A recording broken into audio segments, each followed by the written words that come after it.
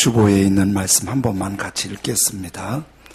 누가복음 2장 14절부터 시작. 누가복음 2장 14절. 지극히 높은 곳에서는 하나님께 영광이요 땅에서는 하나님이 기뻐하시는 사람들 중에 평화로다 하니라. 유다서 1장 20절. 사랑하는 자들아, 너희는 너희 지극히 거룩한 믿음 위에 자신을 세우며 성령으로 기도하며. 누가복음 18장 1절. 예수께서 그들에게 항상 기도하고 낙심하지 말아야 할 것을 비유로 말씀하여. 누가복음 18장 14절. 무릇 자기를 높이는 자는 낮아지고 자기를 낮추는 자는 높아지리라 하시니라. 누가복음 18장 15절. 사람들이 예수께서 만져주심을 바라고 자기 어린 아기를 데리고 오매 제자들이 보고 꾸짖거늘. 아멘. 가까이 계신 분들 교제하십니다. 오늘 또 참으로 좋은 날입니다. 또 참으로 좋은 날입니다. 아멘. 한 번 더 잘 되고 있습니다. 잘 되고 있습니다. 아멘. 한 번은 제가 아침에 자동차를 타고 시동을 걸었더니 아주 큰 소리가 나면서 시동이 안 걸리는 거예요. 그래서 다시 두 번째 시동을 걸었더니 걸리긴 걸리는데 뒤에서 매연이 막 나오고 차가 움직일 만큼 그 엔진이 불안정한 거예요. 그래서 좀 열받으면 나을까 하고 이렇게 악셀을 좀 밟았더니 차가 이제 조금 부드러워지더라고요. 그런데 계기판에 경고판이 있잖아요. 안전띠 매라, 문 안 닫혔다, 계기판에. 거기에 엔진 그림이 뜨는 거예요. 뭐 엔진이 뭐가 이상이 있나 보다. 그래서 운전하고 다니면 좀 길다겠지. 그런데 계속 엔진에 불이 들어오는 거예요. 그래서 서비스 센터 가서 우리 내 차를 좀 검진해 달라고 그랬더니 요즘에는 이렇게 자동차하고 컴퓨터하고 선을 연결하니까 그 자동차 속을 읽더라고요, 컴퓨터가. 그런데 쭉 보더니 점화 플러그가 문제가 있고 점화 플러그에 연결된 케이블 전선이 노후돼서 이렇다고. 우선은 가지만은 계속 놔두면 차가 멈출 수 있다고.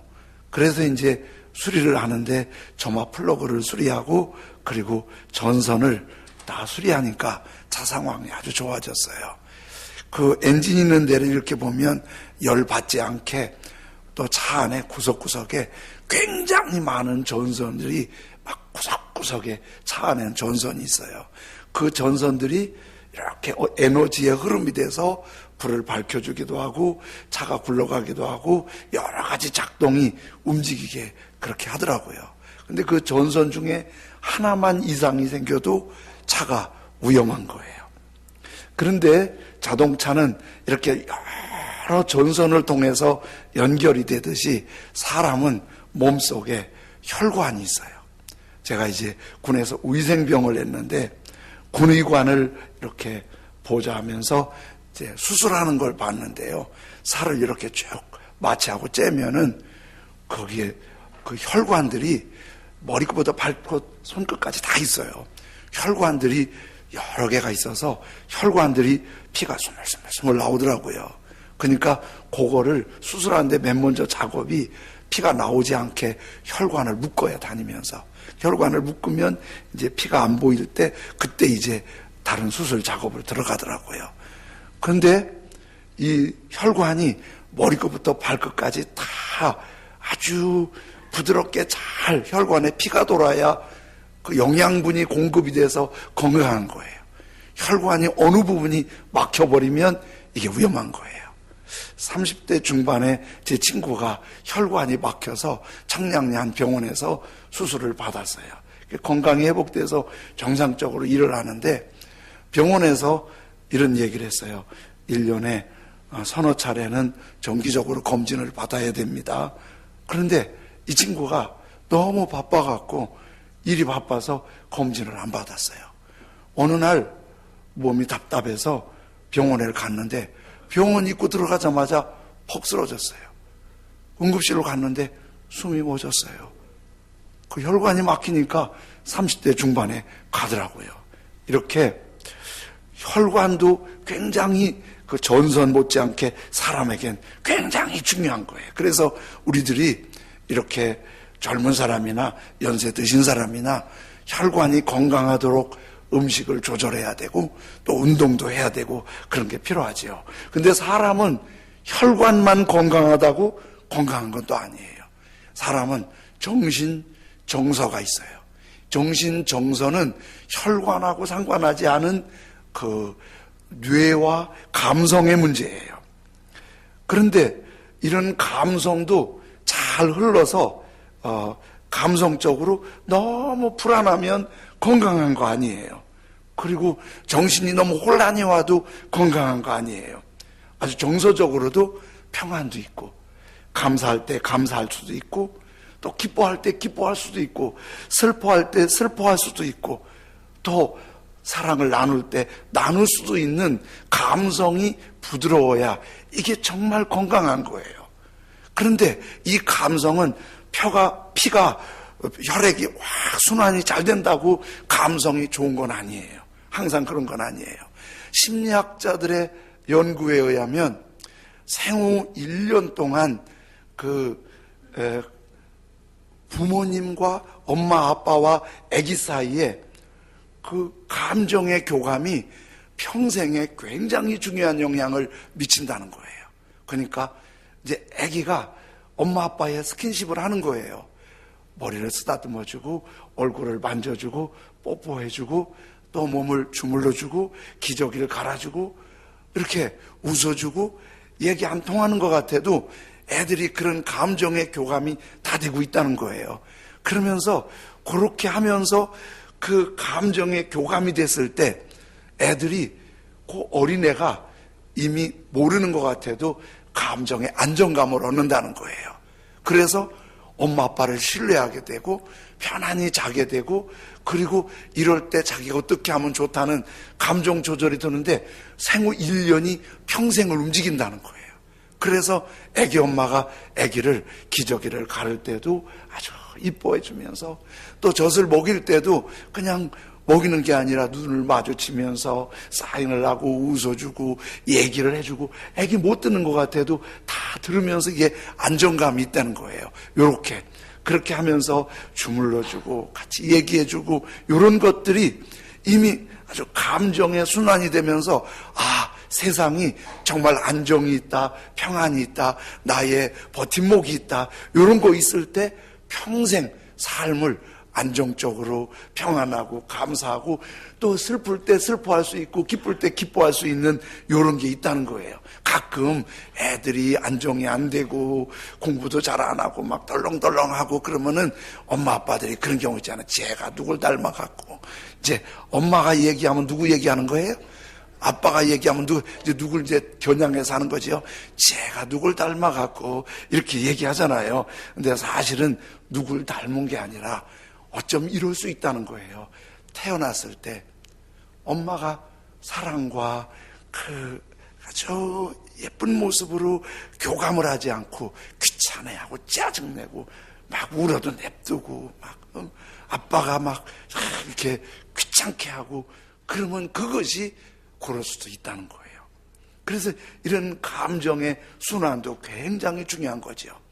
그런데 사람은 자동차가 전선이 다 연결이 되어야 자동차가 잘 굴러가고 피가 잘 순환이 되어야 건강하게 영양 공급이 되고 감정 교류가 잘 돼야 감정이 푸근하고 신뢰되고 평안과 희망이 생기고 이러는데 요것만 갖고 사람은 또 안 돼요. 왜냐하면 사람을 만드신 분이 하나님이세요.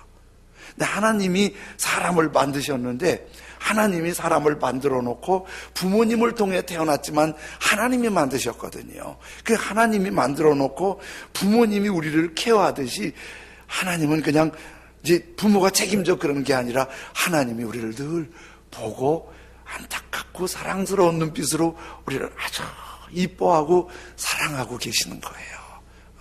사랑하고 계시는 거예요. 그 청년들하고 얘기를 했더니 참 하나님 힘드시겠대요. 이 많은 사람 다 돌보려면 얼마나 힘들겠냐고. 그래서 제가 그런 얘기를 했어요. 엄마가 우리 청년들을 기를 때 아주 힘들고 귀찮아서 왼수덩어리라고 생각하지 않는다고. 그렇게 밤잠 못 자고 해도 얼마나 이뻐하는지 모른다고. 하나님도 우리 같은 70억이 넘는 인구가 이러더라도 하나님 우리 다 사랑하시고 정말 눈에 넣어봐도 아프지 않을 만큼 우리 모두 귀하게 여기시는 줄로 믿습니다. 우리를 그렇게 돌보시는 거예요. 그렇게 이렇게 돌보시는데 하나님이 우리를 돌보시고 우리가 하나님 그 안에서 하나님 안에서 살아야 되는 거예요. 관계를 맺으면서 종종 하나님에 대해서 잘 몰라서 하나님이 없다고 큰소리치고 하나님을 막 비난하고 심지어 하나님을 욕하기도 하고 그러는데 이거는 하나님을 몰라서 그래요. 사람은 하나님과 관계가 떠나서는 도저히 살 수 없고 하나님과 관계가 좋은 관계일 때 삶이 막 회복이 되고 풍성하고 아주 좋은 거예요. 그 한국 상담심리연구소 소장이신 강선영 목사님이 칼럼을 하나 올렸는데 그 칼럼이 이런 내용이에요. 한 번은 한 가정이 상담 요청을 왔는데 얘기를 들어보니까 가정이 너무 망가진 거예요. 막 부부, 자녀, 온 가정이 도저히 어떻게 상담해야 되고 어떻게 도와줘야 할 만큼 부부하고 아이 둘이 사는데 집안이 뭐 정말 황폐한 거예요. 그래도 왔으니까 이제 한 사람씩 상담을 하는데 부인 먼저 상담을 한 거예요. 부인이 너무 마음이 상해 있고 너무 아프고 막 너무 찌들어 있는 거예요. 얘기를 쭉 들어보니까 부인한테 얘기를 해봤더니 부부 사이는 남편이 아내를 볼 때 아내가 남편을 볼 때 유령처럼 그냥 너무 힘들게 사는 거예요. 한 집에 살고 있기는 있는데 별거 생활해요. 단방 쓰고 서로 말도 않고 쳐다보지도 않는 거예요. 서로 증오하고 있는 거예요. 그러니까 부부가 너무 그러니까 애들은 또 보통이 아닌 거예요. 애들은 이미 분노와 짜증, 무기력이 있고 이미 게임에 중독 증세 있는 애가 있고 대인기피증, 성격 장애가 벌써 나타나는 거예요. 그래서 이제 조금 얘기를 했더니 부인이 마음이 열리는 거예요. 그러면서 부인과 얘기가 통하고 그 부인이 상담받으면서 예수님을 영접하고 은혜 받았어요. 그러니까 너무 갈급하니까 새벽 기도를 나오시는 거예요. 새벽 기도 열심히 나오면서 은혜를 받으면서 부인 먼저 치유가 되면서 부인이 이런 고백을 상담하면서 하는 거예요. 바람 피워서 외도하고 집에 들어오면 자기와 가족들에게 폭력까지 행하는데 언어폭력에 막 너무 힘드는데 그래도 그 남편이 자기와 함께 교회만 다닐 수 있으면 다 용서하겠다고. 그래서 이제 이 상담하는 목사님이 남편을 만난 거예요. 남편을 만났더니 남편은 하나님에 대해서 전혀 느낌이 없어요. 그리고 예수님 믿는다는 그 자체에 대해서 혐오스럽게 생각해요. 그래서 그 남편하고 얘기하면서 부인이 요즘 예수님 믿고 많이 변화됐고 좋아졌지요? 그러면서 얘기를 했더니 오히려 비웃으면서 그 매몰찬 그 여자가 교회를 다닌다고요? 가증스러워요. 그 여자가 교회 다니는 그 자체가 가증스러워요. 상담하는 분이 목사님인 줄 모르고 혹시 선생님도 교회 다니세요? 그랬더니 그렇다니 빈정대면서 혀를 차면서 불쌍하다는 듯이 그러는 거예요. 아무리 얘기해도 얼마나 완고한지. 그리고는 그 남편을 만날 수가 없어요. 만나주지도 않아요. 이분이 상담하면서 그 남편이 예수 믿고 교회 다닌다면 이건 기적이라고 할 만큼 도저히 불가능한 거예요. 그런데 그 부인은 계속 기도하는데 자신의 치유를 위해서 남편과 자녀들을 위해서 기도하는 거예요. 애들이 변하기 시작해요. 중독 증세가 서서히 바뀌기 시작해요. 엄마한테 말을 걸어요. 그리고 아빠한테도 인사를 하고 그래요. 그러면서 달라지는 거예요. 그런데 한 6개월 후에 그 부인이 울먹울먹 하면서 상담하는 목사님을 찾아온 거예요. 우리 남편이 교회에 나갔어요. 6개월 만에 아내의 섬김으로 교회를 나간 거예요. 너무 감동이죠. 그 남편이 은혜를 받았어요. 그러면서 부부가 한방 쓰기 시작한 거예요. 전부 다 그전에는 다 네 식구가 자기 방에서 거실에 나오질 않았어요. 밥도 각자 먹고 그랬어요. 그런데 요즘에 그 후로는 문 열고 나와서 거실에서 도란도란 얘기도 하고 가끔 웃기도 하고 집안이 완전히 회복된 거예요. 회복이 어디서부터 이루어졌죠? 부인이 예수님의 은혜와 회복이 일어나면서. 그러니까 이렇게 회복 캠프 같은 거 하는 거는 조금 바쁘고 힘들지만은 그런 기회를 주는 거예요. 우리가 한 번에 그 믿음의 기회가 부딪히면은 우리 삶에 상당한 변화가 일어나거든요. 근데 그 하나가 굉장히 중요한 게 요한3서 1장 2절에 이렇게 말씀하고 있어요. 사랑하는 자요. 우리 모두를 향해서 하는 말이에요. 사랑하는 자요. 내 영혼이 잘된 같이 네가 범사에 잘되고 강건하기를 내가 간구하노라.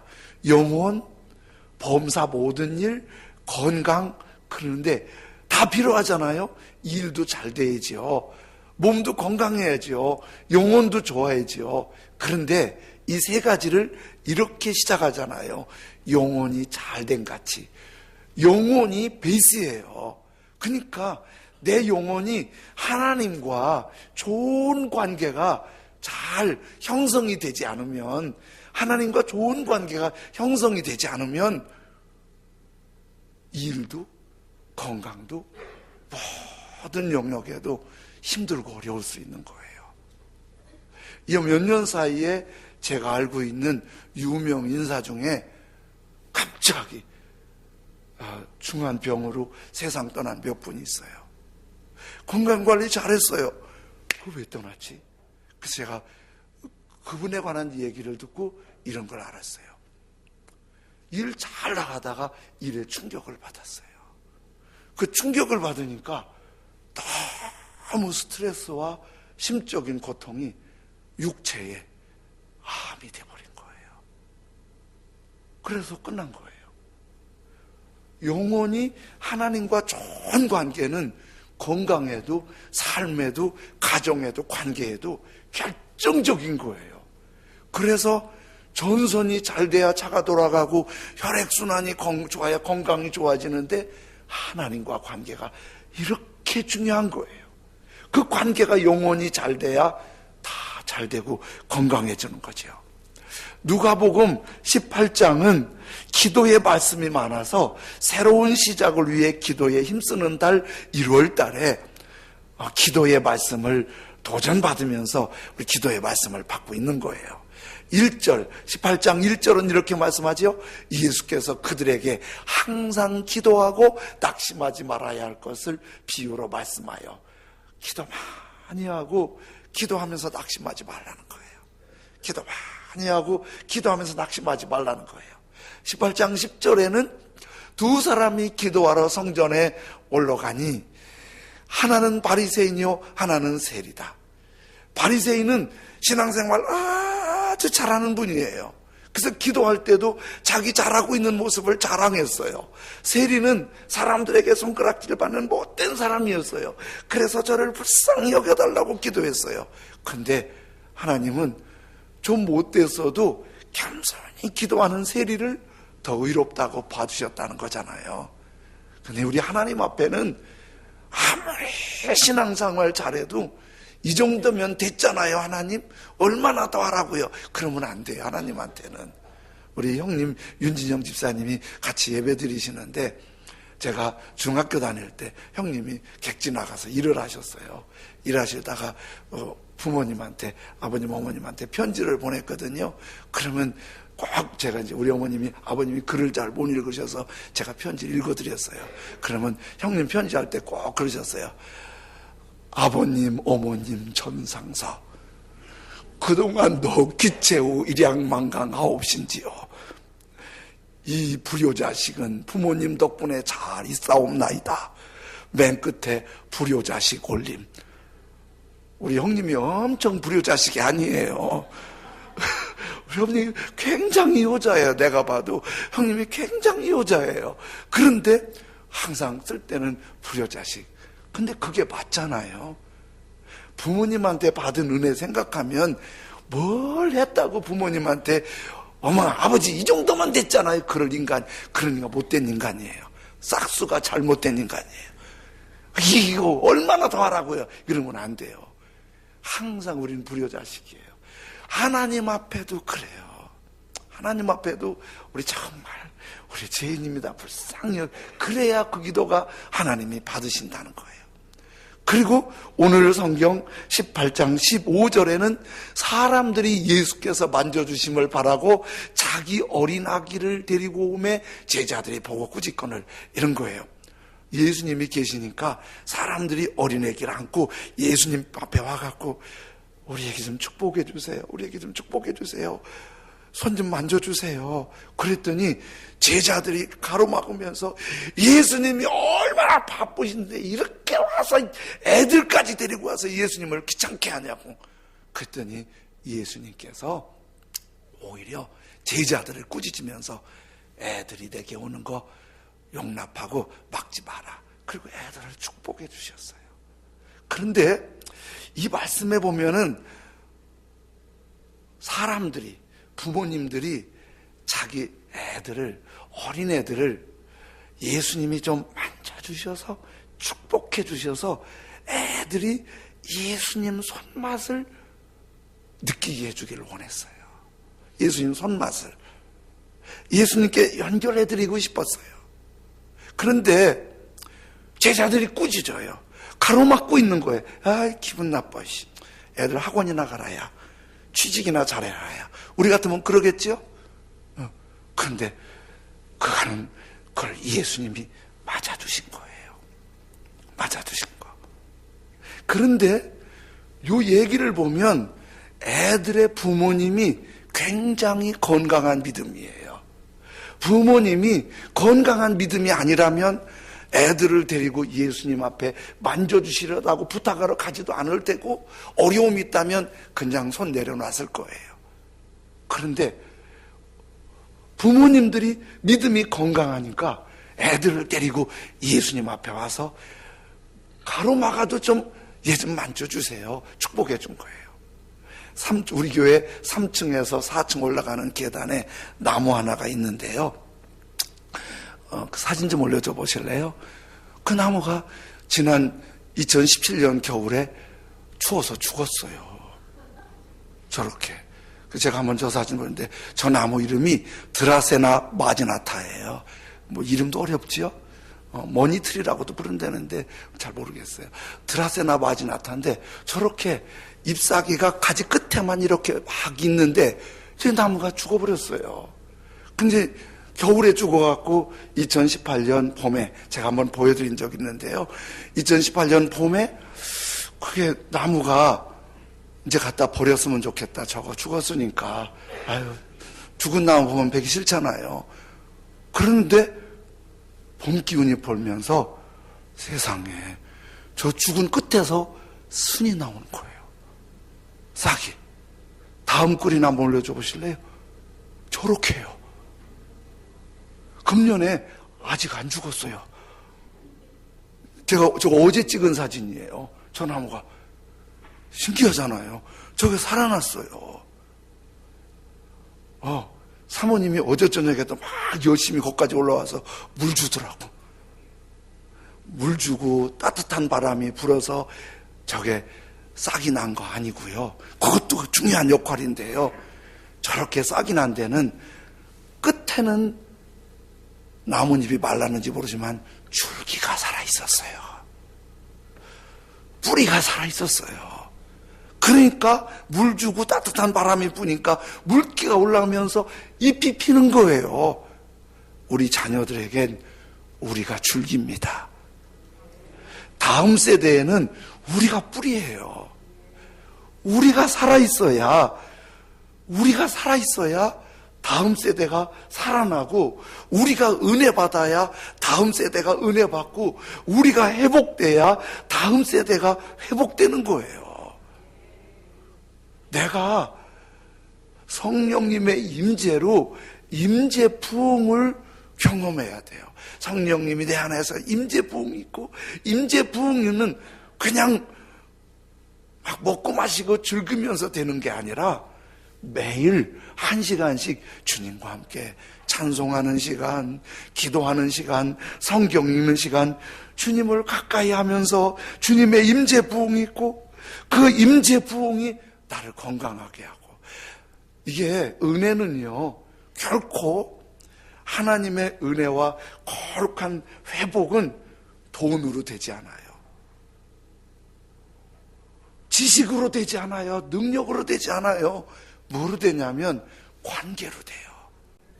내 안에 은혜가 넘치면 은혜의 관계가 가족들, 자녀들, 다음 세대를 회복시킬 줄로 믿습니다. 내가 은혜가 막 넘쳐야 일터도 막 회복이 되는 거예요. 내 안에서 그 일어나야 되는 거예요. 학원도 보내야 돼요. 취업 진로도 잘 열려야 돼요. 그런데 그보다 first, 다 중요한 건 우리 애 좀 만져주세요, 주님. 우리 애 좀 만져주세요. 우리 애 좀 축복해 주세요. 하나님의 은혜가 임해야 돼요. 그 사랑이 있어야 돼요. 지난 주간에 제 사무실에 뭐가 전선이 접촉이 불량한가 봐요. 그래갖고 추워서 아주 하루 이틀 힘들게 일했어요. 안 할 수는 없고 추워서. 그래서 안수 집사님이 말씀드렸더니, 안수 집사님 한 번이 오셔갖고 그 전선을 다 이렇게 연결해서 불을 밝혀주니까, 연결해주니까 얼마나 사무실이 따뜻한지 너무 해주신 게 고맙더라고요. 여러분, 하나님과 접촉이 불량하면 영혼이 추워요. 영혼이 떨려요. 어른도 그래요. 하나님과 뭔가 접촉이 불량하면 자꾸 짜증나고 힘들고 불편한 거예요. 우리 자녀들도 하나님과 관계가 회복이 되지 않으면 요즘 돈으로도 벌어도 안 돼요. 돈으로도 벌어도 안 돼요. 하나님, 근데 우리 안에 하나님의 은혜의 접촉이 양호해야 그게 흘러가는 거예요. 흘러가는 거예요. 우리 교회 앞이 유흥가가 돼서 어쩌다 저녁 지내다 보면은 예쁜 아가씨들이 그렇게 담배를 많이 피워요. 왜 그렇게 담배를 많이 피나 몰라요. 또 그런 아가씨들이 막 술이 취해서 비틀거리고 다니고 막 몸도 못 가누고 그래요. 그 술 먹는 사람한테 한번 물어봤어요. 왜 그렇게 술 마시냐고. 그 사람 얘기가 그래요. 아유, 이렇게 힘든데 안 마시고 어떻게 사냐고. 너무 힘들어서 마신다는 거예요. 그리고 그래 술 마시고 막 취하면 잊어버려서 좋다는 거예요. 막. 그런데 그게 해결되는 거 아니잖아요. 잠깐 술 먹고 잊어버렸다고 잠들었다고 해결된 거 아니잖아요. 깨면은요 뒷골 땡긴대요. 난 그렇게 술을 안 마셔봐서 모르겠는데 깨면 뒷골 땡긴대요. 해장국 먹어야 된대요. 그리고 문제는 여전히 힘든 거예요. 그런데 똑같은 어려움이 있지만은 주님과 연결이 돼 있으면 그것을 지혜롭게 은혜로 주님의 붙드심으로 잘 극복하게 되는 은혜가 있을 줄로 믿습니다. 여러분, 우리가 하나님과 접촉 불량이 되진 않았나요? 이것이 자녀들에게 스트레스가 되는 거예요. 우리가 하나님과 좋은 관계면 가족, 자녀, 일터 모든 삶이 임재부흥으로 복이 흘러가는 거예요. 미국 개척사에 18세기 초에 두 젊은이가 아메리칸 드림을 꿈꾸고 영국에서 배를 타고 신대륙 미국에 도착했습니다. 한 사람은 마르크 슐츠고 한 사람은 조나단 에드워드예요. 마르크 슐츠는 미국 땅에 도착하자마자 이런 생각을 했어요. 아주 가난이 너무 힘들다. 내가 어떻게 해서든지 이 신대륙에 와서 돈을 벌어서 남부럽지 않게 살아보고 자손들에게는 가난을 물려주지 않으리라. 그리고 무슨 일을 해야 돈 벌까 생각해 보니까 술집을 하는 게 좋겠다는 생각을 했어요. 제가 들은 정보로는 술집이 진짜 마진이 좋긴 좋대요. 그런데 뉴욕에서 진짜 술집에서 돈을 많이 벌어서 1800년대, 1700년대에 남부럽지 않게 뉴욕에서 내로라하게 돈 벌었어요. 저 사람이 아니고 마르크 슐츠예요. 그런데 저 사람과 같이 미국 땅에 들어온 조나단 에드워드는 미국 땅에 도착하면서 내가 여기 온 것은 믿음 생활 자유로운 데서 믿음 생활 잘하려고 왔는데 믿음 생활 잘하리라. 아메리칸 땅에 딱 도착하자마자 무릎을 꿇고 하나님께 기도했어요. 제가 하나님을 잘 섬기겠습니다. 이 자유의 땅에서 하나님을 잘 섬기겠습니다. 그렇게 기도하고 주님의 인도하심 따라서 신학을 했어요. 그리고 목사님으로 5대인 안수를 받았어요. 마르크 슐츠는 정말 돈을 많이 벌어갖고 죽을 때 자녀들에게 유산도 빵빵하게 물려줬어요. 조나단 에드워드는 주님을 열심히 섬기다가 주님 앞에 갔어요. 그 150년이 지나서 뉴욕시티의 교육위원회에서 이 두 사람에 대해서 역사적인 자료를 찾다가 마르크 슐츠와 조나단 에드워드에 대해서 추적을 해보게 되었어요. 그리고 그 자손들이 어떻게 됐나 호적을 더듬어 찾아보게 되었어요. 150년 동안에 마르크 슐츠 집안에 5대 자손이 내려오면서 자손이 1062명으로 번성했어요. 1062명. 그런데 그 자손들을 일일이 추적하면서 찾아보고 깜짝 놀랐어요.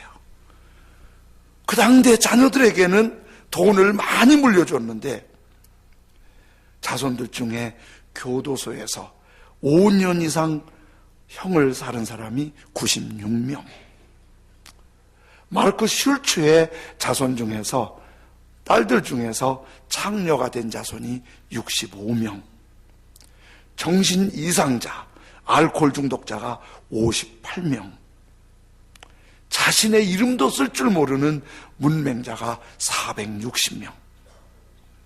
정부의 보조금을 받아야 살 사람 극빈자가 286명. 그래서 마르크 슐츠 집안에 정부에서 복지기금을 지원한 거를 데이터를 다 뽑아봤더니 1억 5천만 달러. 우리 돈으로 마르크 슐츠 집안에 1,800억이 지원된 거예요. 아버지가, 아니 조상이 그렇게 돈을 물려주면 잘 될 줄 알았는데 그 집안은 이렇게 처참하게 무너졌고, 제가 혹시나 해서 마르크 슐츠의 이미지를 검색해 봤더니 그분은 사진이 남은 게 없어요. 그런데 조나단 에드워드의 집안은 에드워드가 당대의 유명한 프리스턴 대학교의 설립자입니다. 그리고 5대 후손이 1394명으로 슐츠보다 조금 더 번성했어요. 그런데 에드워드 집안은 자손들 중에 목사님, 선교사님이 116명, 예일대학교 총장을 비롯해서 교수, 교사가 86명, 군인이 76명, 나라의 고급 관리가 80명, 문학가가 75명, 사업가가 73명, 발명가가 21명, 부통령이 1사람, 상원, 하원, 국회의원, 주지사가 있었고 장로, 집사 286명, 도합 816명이 미국 역사를 움직였어요. 그들은 나라에 세금을 바쳤고 나라의 발전을 위해 지대한 공을 세웠어요. 에드워드를 검색하니까 에드워드의 사진들이 얼마나 많이 뜨나 몰라요. 그 중에 하나 제가 가지고 올라왔죠. 여러분, 조나단 에드워드는 자기가 주님의 손맛을 알고 주님의 손을 잡았고 자손들에게 손을 잡게 했어요. 마르크 슐츠는 주님보다 돈을 손잡았어요. 돈을 잡았어요. 주님은 뒷전이고 돈을 잡았어요. 150년이 지난 후 가문은 너무 달라졌어요.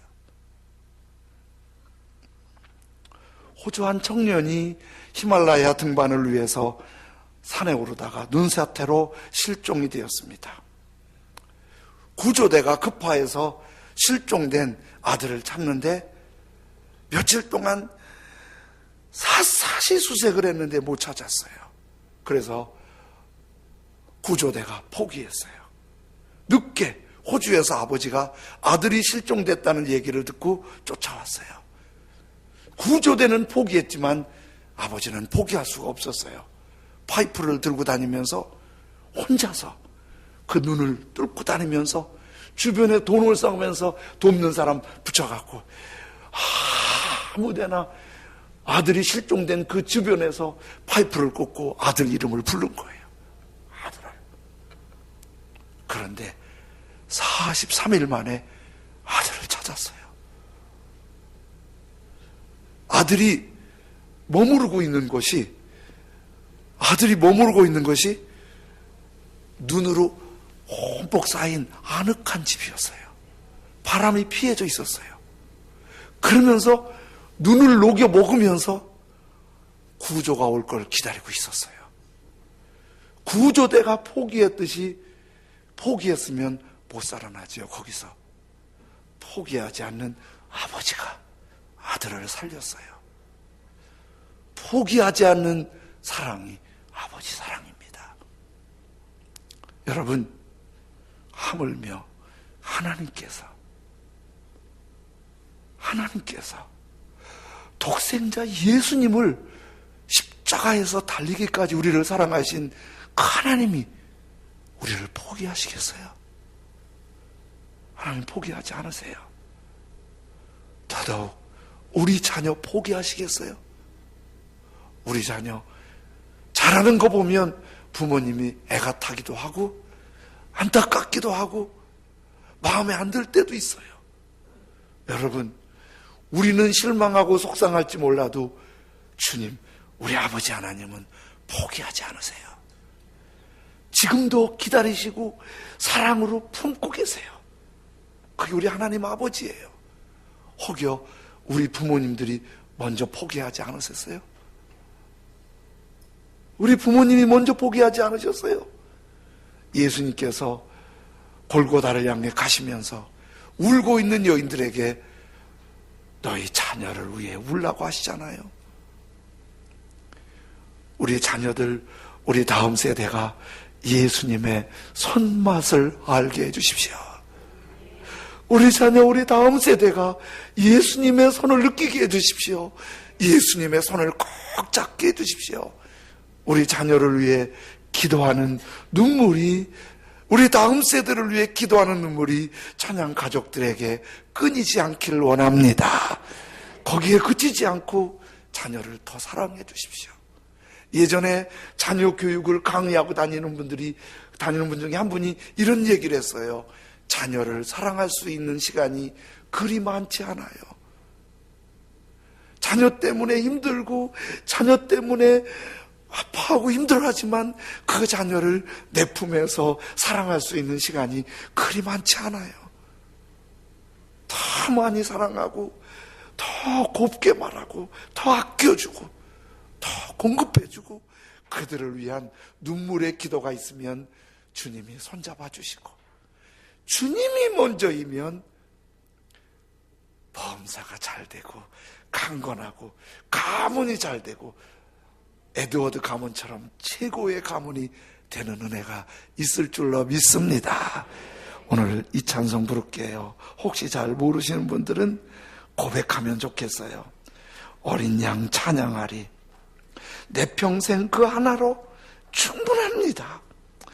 어린 양 찬양하리, 내가 주의 임재 안에서, 나도 주님 때문에, 그 임재 때문에 충분하게 만족하고 그분 높이는 게 최고이고 우리 자녀들이 그 주님을 경험할 수 있으면 좋겠습니다. 잘 모르시는 분들은 가사를 보시면서 주님을 노래하고, 아시는 분들은 우리 다시 한번 주님 앞에 내 생 전부 최고가 하나님이라고 고백하면 좋겠습니다. 내 모든 것, 내 모든 것, 나의 생명까지 다 주님 앞에 드립니다. 주 임재 안에서, 주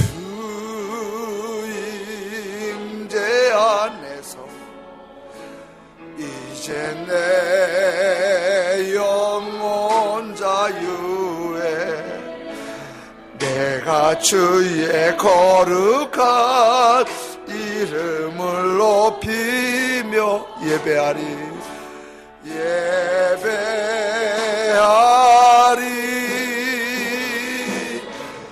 어린 양 찬양하리, 내 평생 그 하나로 충분해요. 어린 양 찬양하리, 내가 주의 임재 안에서 내 모든 것, 내 모든 것, 나의 생명까지 주님이 최고입니다. 다 주님 앞에 드립니다.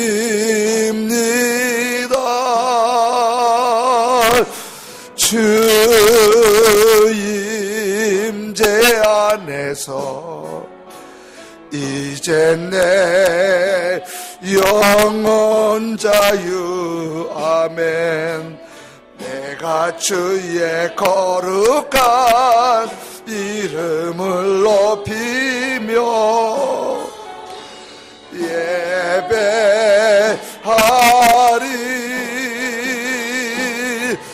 어린 양 찬양하리, 내 평생 그 하나로 충분해, 아멘. 어린 양 찬양하리, 내가 주의 임재한 내 모든 것, 가슴에 손을 얹고 내 모든 것, 주님 나의 생명까지 다 주님 앞에 드립니다.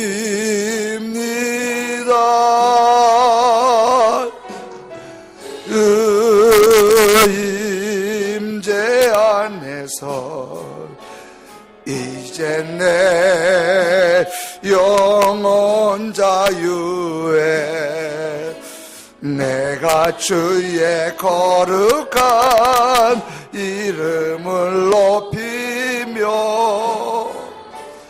예배하리.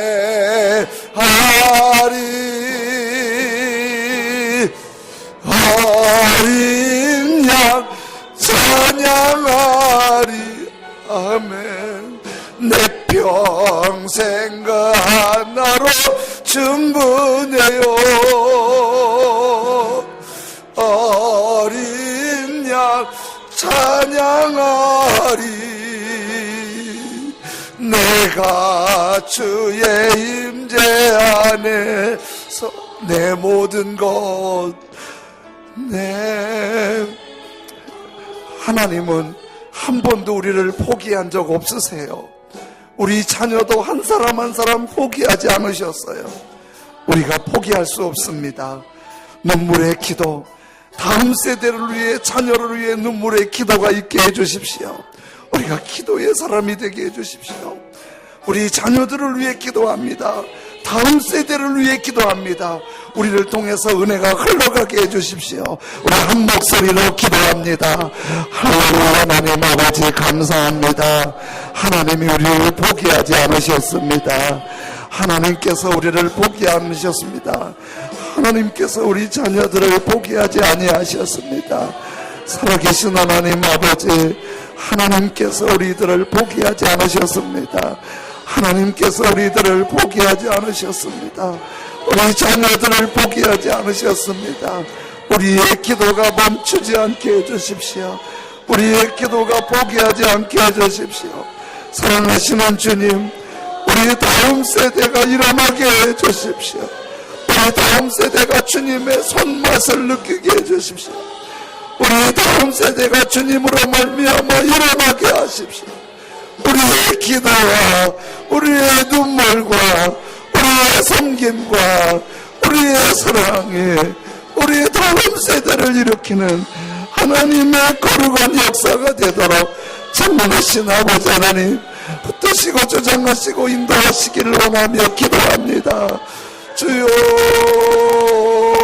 살아계신 하나님 아버지, 살아계신 하나님 아버지, 우리가 기도의 눈물이 회복되게 해주시옵소서. 임재부흥의 성령의 기름 부으심이 뜨거워지게 하여 주시옵소서. 사랑하시는 주님, 주님 우리를 통해서 은혜가 흘러가고 예수님의 손맛을 우리 자녀들이 경험하고 다음 세대가 경험하고, 아버지 하나님, 에드워드의 가문이 우리 모두의 가문이 되도록 거룩하신 하나님의 소름과 자비가 능력으로 붙드시고 역사하여 주시옵소서. 주님 붙드시기를 기도합니다. 영광을 받아 주옵소서. 예수님 이름으로 기도드립니다. 아멘. 하나님 아버지 감사합니다. 우리 한 사람 한 사람 포기하지 않고 사랑해 주시고 여기까지 참아 주시고 이끌어 주신 걸 감사합니다. 우리 다음 세대, 우리 자녀들도 하나님 한 사람도 포기하지 않고 기다리고 돌보시고 사랑하시는 줄로 믿습니다. 우리의 기도가 멈추지 않게 하여 주옵소서. 다음 세대와 자녀를 위한 우리의 눈물이 멈추지 않게 하여 주옵소서. 이를 위해서 우리 안에 먼저 영적으로 건강한 영성이 살아나게 하여 주옵소서. 성령의 임재와 하나님의 거룩한 은혜로 풍성한 은혜 생활, 성령의 생활이 임재부흥으로 뜨겁게 하시고 매일 기도하고 주님과 동행하게 하여 주옵소서. 이 놀라운 은혜가 다음 세대 자녀들에게 흐르게 하여 주옵소서. 교회와 가족들에게 일터에 흐르게 하여 주옵소서. 그리고 우리 에드워드 가문처럼 찬양의 가문들이 주님 붙잡고 주님의 손맛으로 대대로 복받은 명문 가문이 되게 하여 주옵소서. 감사함으로 헌금 드릴 때 주님의 기쁨이 되는 헌금 되기를 원합니다. 예수님의 이름으로 기도드립니다. 아멘.